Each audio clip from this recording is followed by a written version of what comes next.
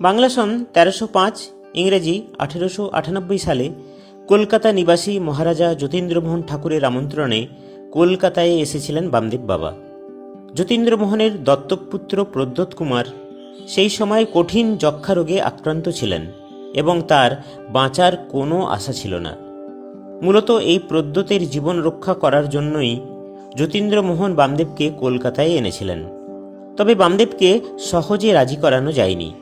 কালীঘাটের কালীমায়ের দর্শনের কথা বলে বাবাকে রাজি করানো সম্ভব হয়।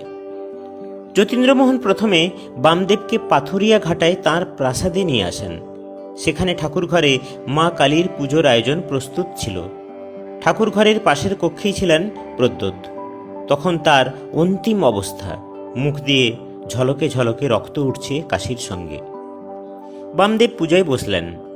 প্রথমেই সম্মুখে থাকা 10 সের ওজনের বিরাট তামার কোষাটি প্রস্রাব করে পূরণ করলেন।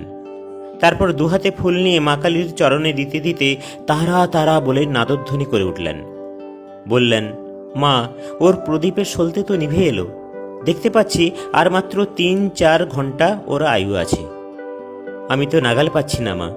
দে মা, দয়া করে ওর আয়ুটা আরও 50 বছর বাড়িয়ে দে। আশ্চর্যের বিষয় হলো, এই কথা বামদেবের মুখ দিয়ে বের হওয়ার সাথে সাথে প্রদ্যোতের মুখ দিয়ে রক্ত ওঠা বন্ধ হয়ে গেল এবং যে রোগীর নড়াচড়ার ক্ষমতা পর্যন্ত ছিল না, সবাইকে অবাক করে দিয়ে সে বিছানায় উঠে বসল। ক্রমে সম্পূর্ণ সুস্থ হয়ে উঠল প্রদ্যোৎ কুমার। পরবর্তী সময়ে দেখা গিয়েছিল আরও 50 বছরই বেঁচে ছিলেন তিনি।